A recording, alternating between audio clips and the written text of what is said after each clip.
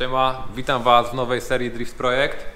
Dla świeżych widzów, ja nazywam się Paweł Grosz i jestem profesjonalnym kierowcą driftowym.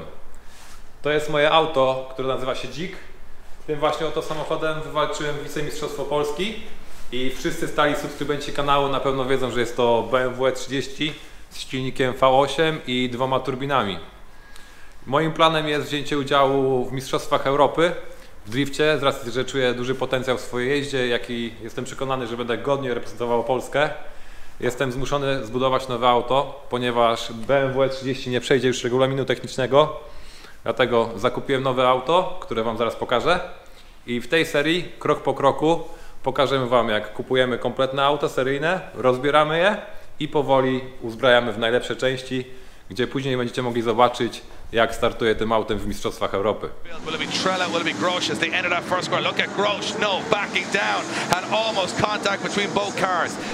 Budowa takiego auta jest ogromnym wyzwaniem, chociażby finansowym.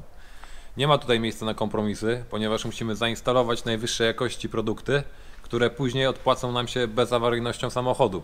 Wszyscy topowi zawodnicy w Europie bardzo dużą uwagę przykładają do budowania auta, jak i dopracowywania go przez lata. Dlatego jestem przekonany, że zajmie nam to trochę czasu, ale chciałbym bardzo, żebyście byli częścią tego przedsięwzięcia.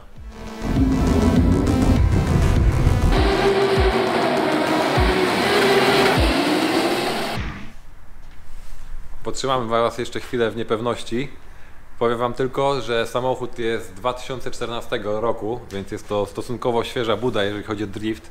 Dlatego też bardzo się cieszę, bo będę miał totalnie świeże auto z mega fajnym wyglądem, ale o tym za chwilę.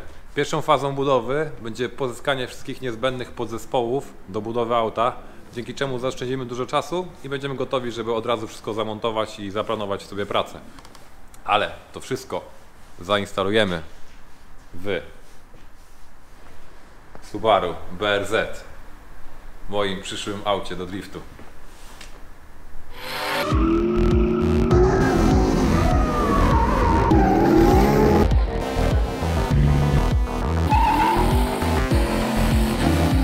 Poprzednia seria Drift Projekt wygenerowała na kanale ponad 2,5 miliona wyświetleń.